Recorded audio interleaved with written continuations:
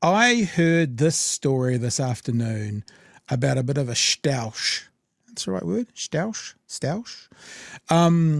At Parliament today, where somebody was accused. I read it first of all, so I hadn't seen the imagery, but I read it about someone accusing Lester Levy of cooking the books in previous employment. Now, very carefully and very correctly, Lester Levy says that may well be defamatory.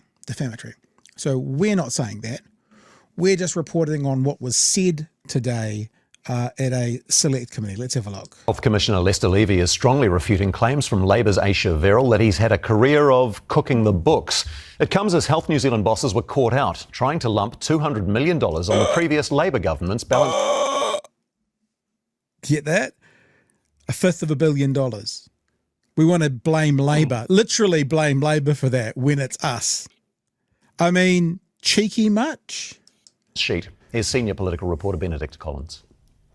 The man brought in to turn the health system around with some explaining to do. We believe that we had a sufficient case. They deemed to blame Labour for something that they're not responsible for. That we didn't. He's referring to the Auditor General's office, which stopped Lester Levy and co from putting a couple of $100 million, including this year's redundancies, on last year's books, making the deficit under Labour look worse. We agreed quite quickly with the Office of the Auditor General we couldn't comply with the standards. The idea that restructuring that hasn't been announced, that employees don't know they're losing their job, should be accounted for in the financial year before it happens, that's pretty creative accounting, isn't it? It wasn't. Yes. Creative accounting indeed. Yeah, well, I mean, this is this thing in Parliament though as well, you know, there's this line between, you know, this is unparliamentary. They're not in the House right now, so it's a bit different. So if done willfully and understanding what you're doing, then cook the books might be a fair assessment. If done accidentally and it was a slip, then they are rectifying that and they've made an error and they've shown the error of their ways. The financial year before it happens, that's pretty creative accounting, isn't it? It wasn't appropriate to put that provision through and we withdrew it. One News asked the health boss, what's going on? Auditors have made their decisions and we move forward. Were you being a bit cheeky trying to put those redundancy costs on the previous government? Hang on. That wasn't the question. I think I would rephrase the next question as well. Are you doing a corruption? A real big corruption? Is that what's happening? Well, I think though the thing is a corruption would imply personal gain. You know, that would be something corrupt. If you're working in a thing and you're offsetting, I don't know if it was, but this I guess is the question. What do you call it? It does come down to if it's done intentionally. If it's done intentionally, that's something very different from a genuine mistake. But it doesn't seem like it's a genuine mistake. And when he kind of gets challenged on it, the conversation is, well, the answer is not strong. One News asked the health boss, what's going on? Auditors have made their decisions and we What's going on? Auditors have made their decisions. move forward. And we're moving forward. Auditors have made their decision and we've moved forward. Please don't look at it. We're moving forward. Yeah, what's happened, he doesn't actually say what's happened. What he's saying is the result of what's happened is Auditors General have said this and we're moving forward. So he doesn't actually address what's happened. I think he's been going to the National Party school of answering questions of the media. Bit cheeky trying to put those redundancy costs on the previous government?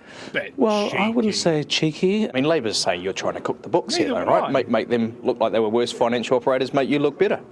Yeah, we're not trying to manipulate. There's no purpose. I mean, we're not politicians. He was. There's no purpose. Remembering who brought him on board, and there would be an advantageous reason to make your books look better than the previous government if you're running the health sector. So to say we're not politicians, you know, there's no reason why we would. Well, there is a reason. But I think what we're going to hear right now, Chewie, is the handbags at 20 paces. Ready for this? Hired by politicians, though. Inside the hearing, Ayesha Verrall alleged Lester Levy used deceptive financial practices when leading various district health boards too. Dr Levy, given your reputation for cooking the books, did any minister Point of order. instruct you to inflate financial reporting? Because I resent that comment, I will provide the information that will actually show that to be totally untrue. It turns out he resents it a lot. I'd like her to reflect on her comments that she made to me, which were totally unfair, disappointing and inappropriate. He didn't say untrue. Did you notice that? He did it. I was just going to say that. Let's listen to it again. Now we're not suggesting. Chewie, stop. We're not suggesting they're true. We don't know, but he didn't say they were untrue. Here's my mouse. Here it is. Which were totally unfair, disappointing, and inappropriate. I think it's defamatory because when she's using cooking, but not untrue. We're not saying this, but he didn't say they were untrue. In the books all the time, it makes it sound fraudulent, doesn't it?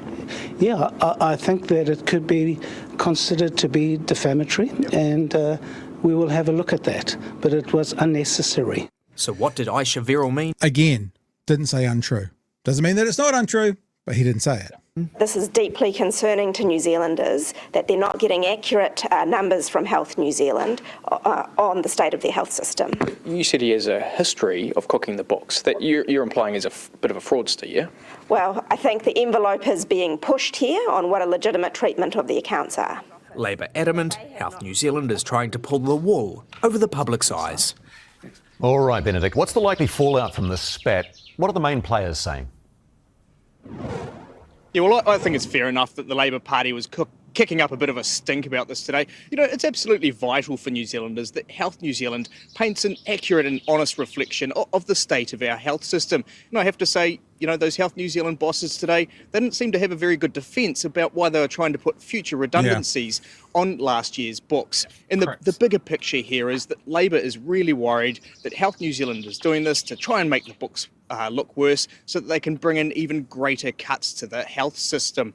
Look, Ayesha Verrall, I think she does need to be careful here, though. You know, when she's saying that Lester Levy has a career of cooking the books, she's saying that he's been altering official accounts deceptively to mislead the public. You know, she's making him out to be a pretty dodgy character, and that could be defamatory. However, in this instance, she did make these comments in Select Committee, which is covered by parliamentary privilege.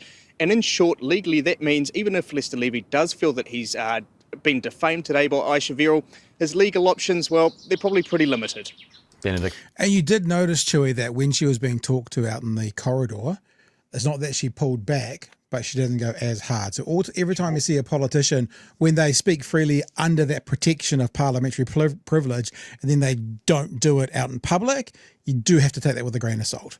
So, but yeah, it seems that the error was made, be it on purpose or not, and it seems that some are accusing the government of making the error so they can make the performance look worse, so they can cut deeper. Which, if that was true, sheesh. Remember these guys, not so long ago, like less than a month ago, we're talking about public servants remaining politically neutral. Yep. Remember that was a big deal when that people were expressing concerns about the direction that this government is going in. Here we had the sole, like, it's not a board anymore. Remember, it's just this guy. It's just Levy. So when he has a history of plugging private healthcare, someone who has written articles over the space of 15 to 20 years. Yep. Saying that private healthcare is the way to go, is now in charge of a very much not private healthcare. Yeah, not private. And you say. Look, if it's not outright corruption, it is certainly a conflict of interest that his personal beliefs do not gel with the system that he's been placed in charge of. And it seems to be the people that put him there don't really believe in it either. Like, we have a fox in charge of the hen house here. And I think Ayesha Verrall needs to go for the throat. I'm glad we were talking about wanting to see more mongrel. That was a little bit of mongrel. Yeah. And I'm sorry if your feelings have been given a wee boo-boo, Mr. Levy, but we have people dying in A&Es. It's just so interesting. Maybe I can go back and find it. I just find it fascinating that he didn't say it's untrue.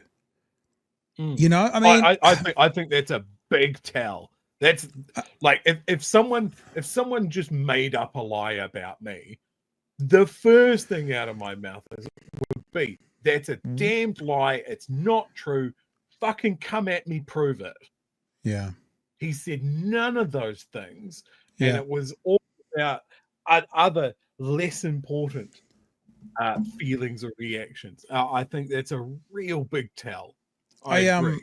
I do, but I guess what I do is I say, you know, it's like when Nicole Kidman won an Oscar for Erin Brockovich and she forgot to thank Erin Brockovich when she took the award, the woman who was based on. Sometimes people do forget things, and even in this minute. So I do have a little bit more grace than you perhaps, but it is, if nothing else, a fascinating point. I'd like her to reflect on her comments that she made to me, which were totally unfair, disappointing and inappropriate. Do you think it's defamatory? Because when she's... But not untrue. I'm not saying not untrue, but he didn't say untrue. So it's just, it's either, so he's either a very poor communicator, another one of these poor communicators at one of our sectors, or maybe there's more to come. Maybe. Now flip it. Imagine that this was a Labour Party appointment under Labour. What would Luxon be saying today? That's what I always like to reflect on. If there was a balls up and it was a Labour Party, that would be I don't know. He needs to go now. Would be used. He needs to go now. He needs to go now. Yeah. He needs to go now. We've lost faith in him. He's lost the public's faith. We need the health board reinstated now. Because my question about this, like putting those things in last year's budget is just so out the gates. Fuck it, we'll try it. Let's see if we get away with it. Yeah. Like that's not just one person, is it?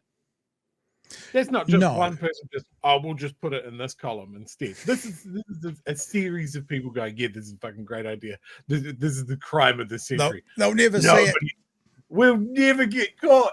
It's glorious. Filming our crime spree is the best idea we've ever had. Yes, it's got to rest on Levy's head, but who else is helping him do this ridiculous bullshit? How deep is the rot? It's going to be interesting to see what happens. And I suspect it will continue on. The thing I always do tell, though, from any politician is when they talk about it publicly, then I find them more credible. Not saying that Ayesha Verrall is not credible, but when you say it under parliamentary privilege and then you clam up in the corridors, you at least have to go, say it in public. Or David Seymour, let's get rid of parliamentary privilege, because that is a privilege and a right that you have that I don't, and I didn't think we wanted to be treated differently under the law. So if I said something defamatory out in public, I could be legally accountable for it. If you said something defamatory in the House, you can't. That's a difference under the law. We should get rid of parliamentary privilege. Just a little side note there.